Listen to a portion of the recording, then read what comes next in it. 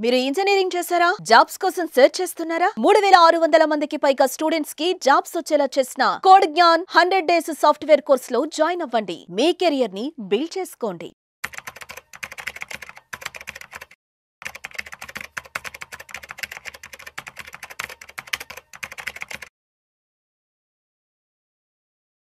Welcome to Vishnu talks. నేను మీ Vishnu.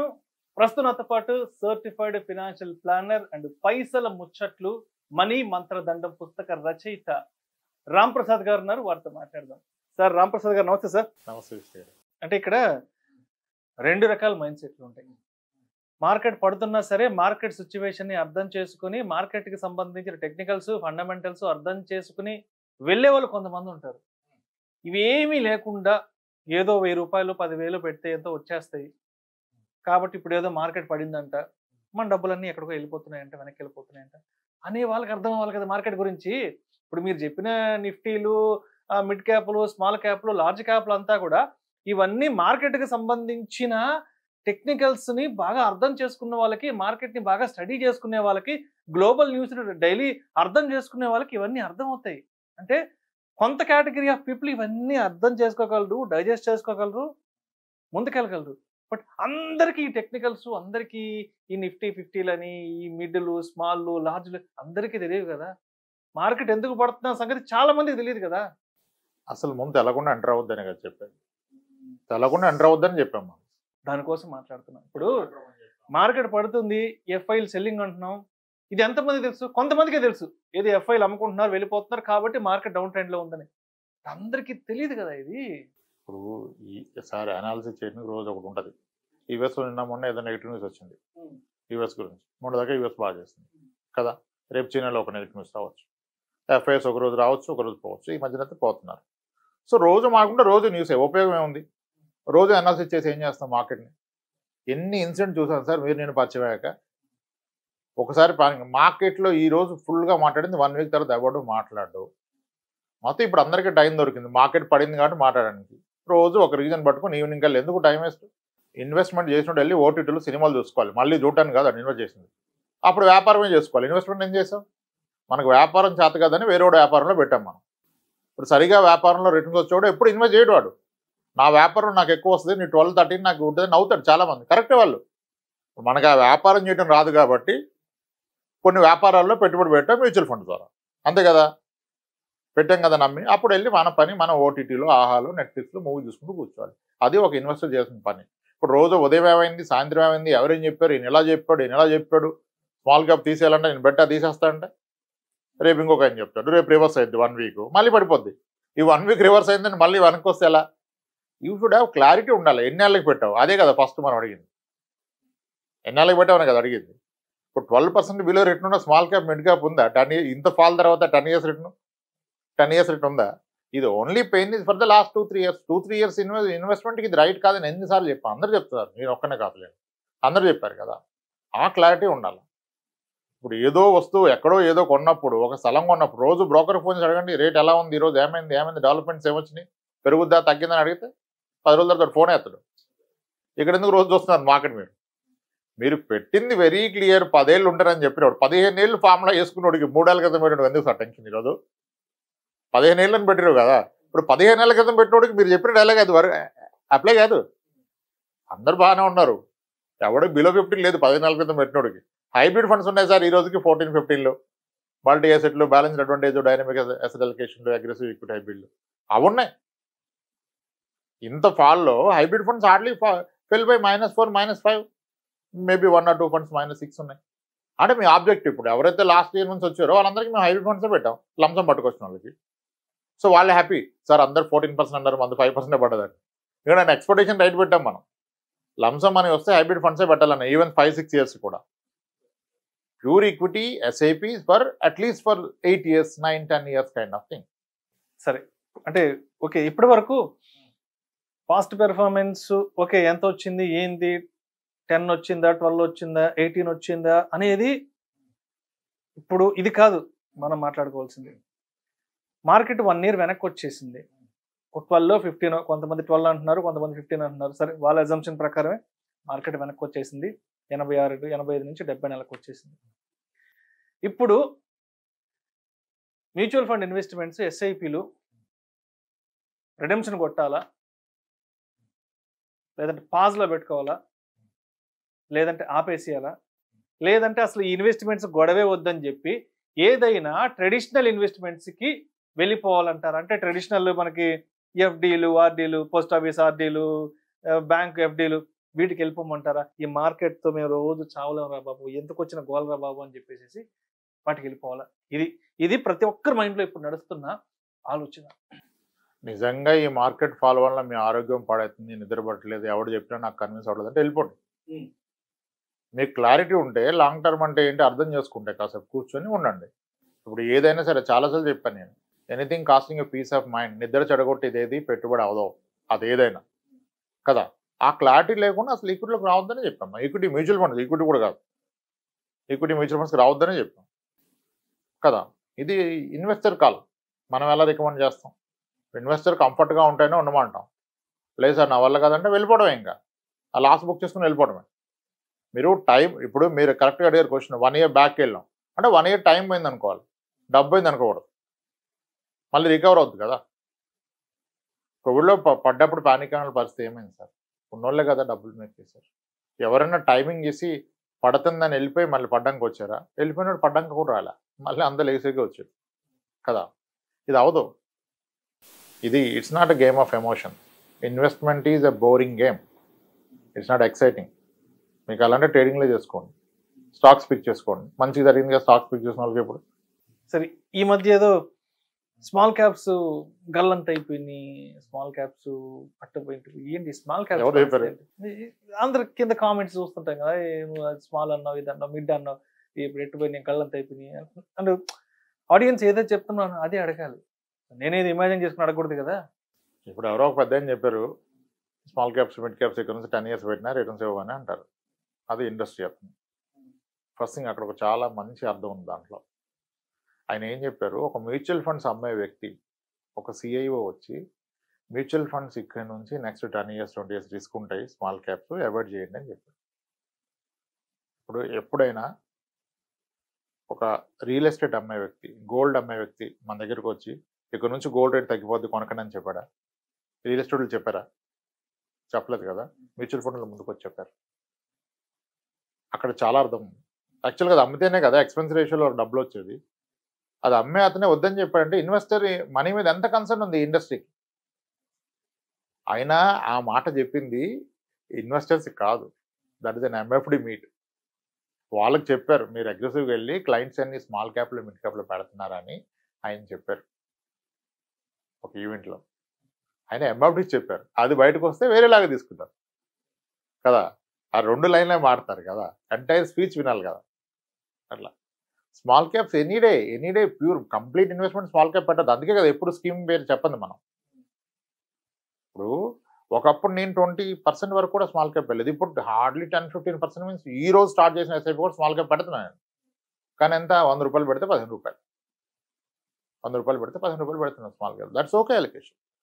Small క్యాప్ని portfolio నుంచి అవాయిడ్ చేయడం అంటే కరివేపాకుని తీసేయడం కూరలో నుంచి.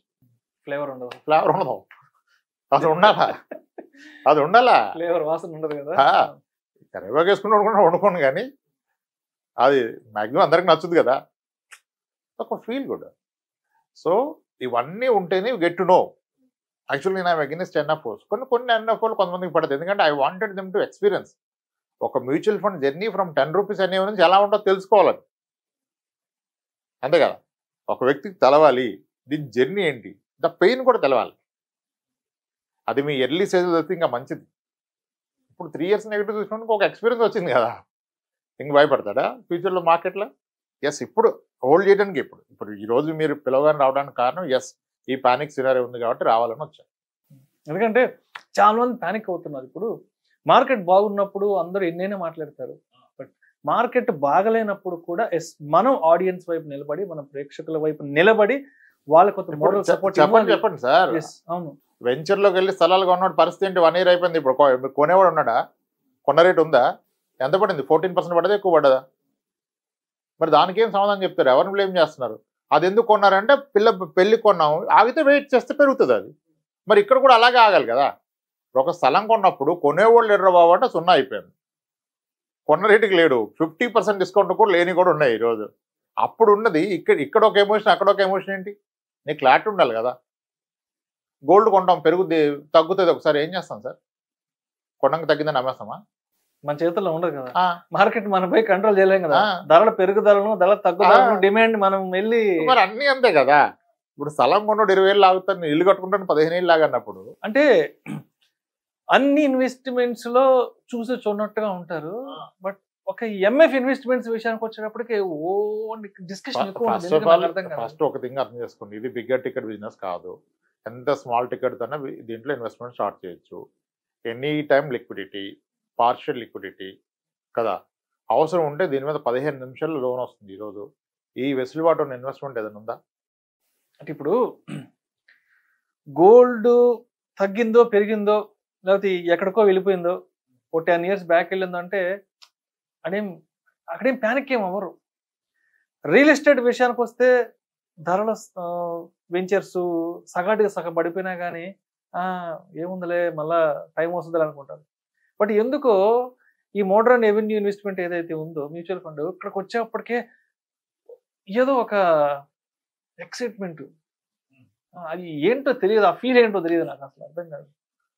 ఓయమ్మ పడిపోతుంది, ఓనైనా పడిపోతుంది అంటే ఎందుకంటే మిగతా వాటిలో లేని హడావిడి ఇక్కడ మాత్రం ఎందుకు నడుస్తుందో నాకు అర్థం కాదు. ఈ హడావిడి అనేది దీనిలో రోజు అనాలిసిస్ చేస్తున్నాం, ఎక్కువ పట్టించుకుంటున్నాం. ఇప్పుడు ఏది బెస్ట్ ఫండ్, ఏది పెరుగుద్ది, ఎందుకు పెరిగింది, పోర్ట్ఫోలియో చర్న్ ఏంటి, పోర్ట్ఫోలియో ఓవర్లాప్ ఏంటి, ఎక్స్పెన్స్ రేషియో ఎంత, sharp ratio, tenure ratio, beta, ఏంది అన్ని ఎక్కువ పట్టించుకుంటున్నాం. ఎక్కువ పడుచుకోవడం వల్ల ప్రాబ్లం. అసలు నువ్వు ఎందుకు పెట్టావు, పర్పస్ క్లియర్. నువ్వు వెళ్ళి ఓటీటీలో మూవీలు చేసుకో, నీ పాపతో ఆడుకో, నీ కొడుకుతో ఆడుకో, అది కదా నువ్వు చేసిన పని. అది ఇన్వెస్టర్. నువ్వు మొన్న పెట్టి ఈరోజు కూర్చొని నాది పెరిగింది తగ్గింది నాకు లాస్ వచ్చిందంటే ఎట్లా? సింపుల్ లాజిక్ అర్థం అవట్లా. చాలా మంది నాకు స్క్రీన్ షాట్లు తీసి పంపిస్తారు, ప్లీజ్ సీ మై పోర్ట్ఫోలియో. నేనేం చేయగలను? ఎవరైనా చెప్పారు 2 years లో పెరుగుద్దని. నువ్వు అనుకున్నావా 2025లో ఫీజు కట్టదుంటే 2024 సెప్టెంబర్లో పెట్టావా? నువ్వు 26లో ఉంటే కూడా 25లో పెట్టవు కదా. పెట్టకూడదని అందరు చెప్పారు కదా అట్లీస్ట్. మరి నువ్వు అంత చెప్పాక కూడా పెట్టి ఇప్పుడు తగ్గితే ఏంది, పెరిగితే ఏంది నీకు? ఇప్పుడు యాక్చువల్గా తగ్గితే you should feel happy.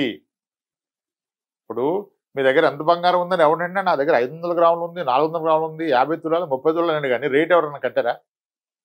Similar ఇక్కడ కూడా యూనిట్స్ చూసుకోవాలి. మీ target should be accumulating units. రేపు ఎలాగో రేటు పోతే అప్పుడు అమ్మాయి అమ్ముకున్నది యూనిట్స్ కదా.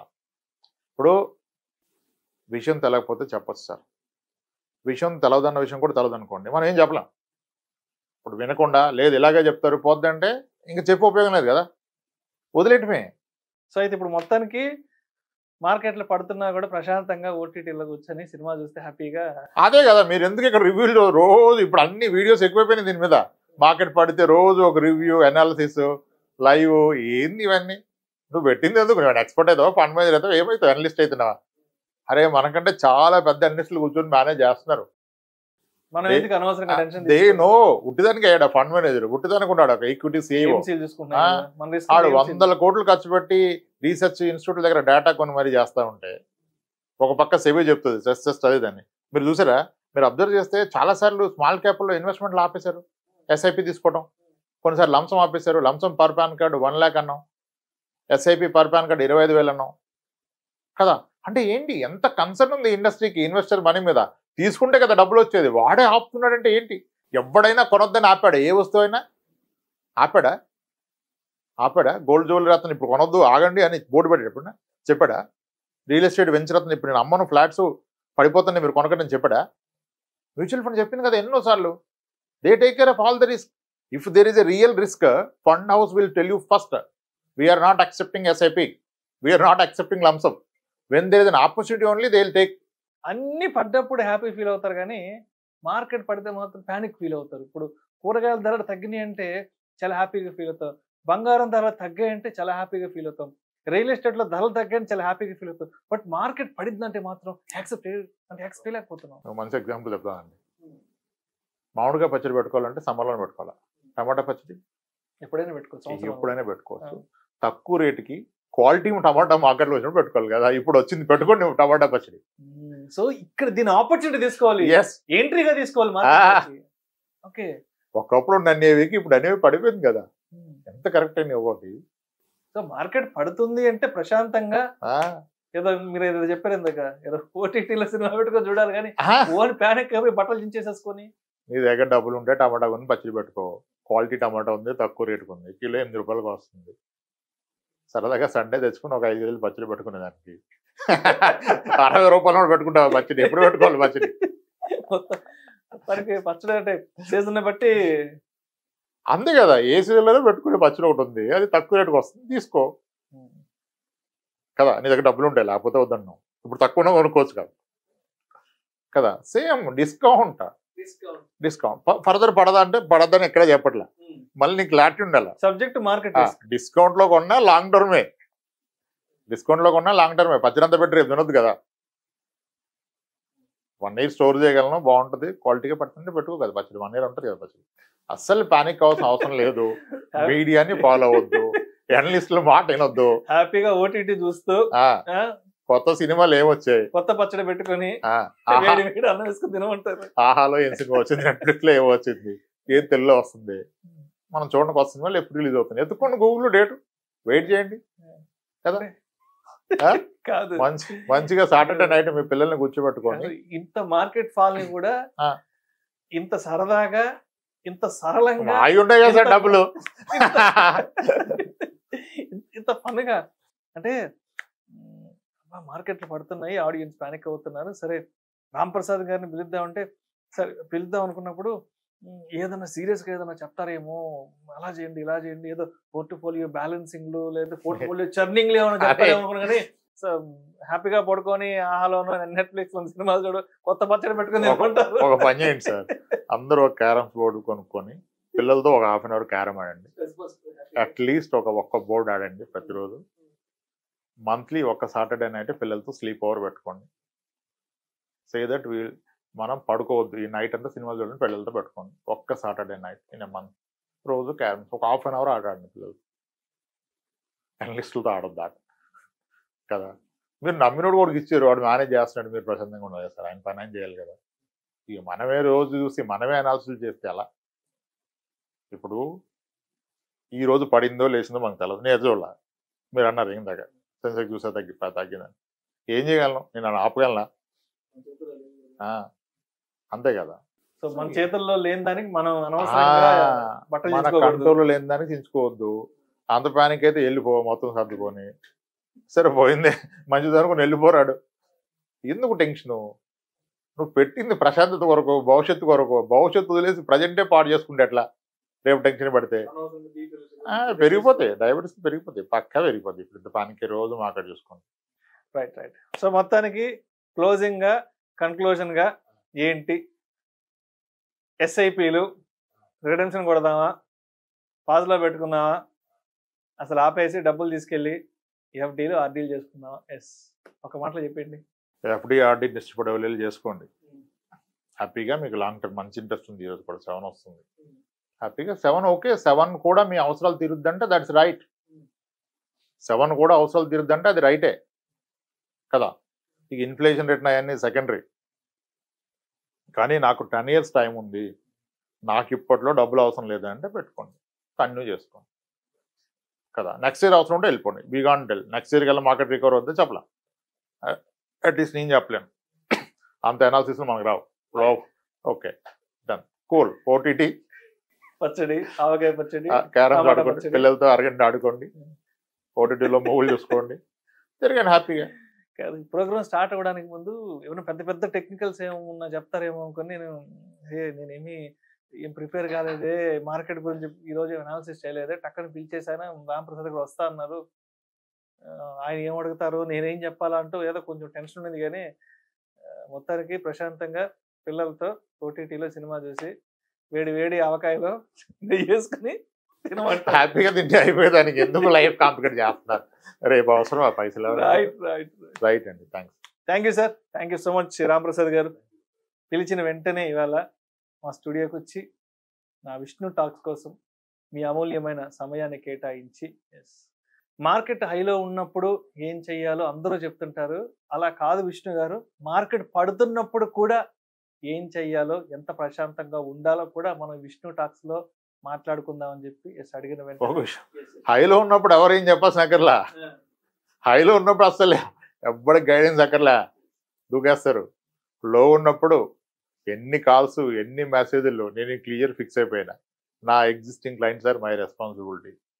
2000+ ఫ్యామిలీస్ మన మీద డిపెండ్ అయి ఉన్నాయి. వాళ్ళకే సర్వీస్ ఇస్తూ కూర్చున్నా. వాళ్ళు ప్యానిక్ అవ్వకుండా చూసుకోవాలి కదా. ఇప్పుడు ఎక్కడెక్కడ నుంచో మెసేజ్లు, మా టీంకి నాకు 60 లక్షలు పెట్టా, 8 లక్షలు డౌన్ అయింది, 12 లక్షలు డౌన్ అయింది. ఎవరిని అడిగి పెట్టావు, ఎక్కడ పెట్టావు, ఎక్కడుంది టైం మనకి హెల్ప్ చేయ ఉంటుంది. కానీ నన్ను నమ్మి నేను ఎవరి ఇన్వెస్ట్మెంట్లో నాకు కమిషన్ వస్తుందో వాళ్ళకి కదా సర్వీస్ ఇవ్వాల్సింది. అది పెరుగుతున్నప్పుడు మీరు మాట నా మాట ఎవరు వినరు, మాకు తెలుసు అంటారు. పడుతున్నప్పుడు తెలిసి వస్తుంది.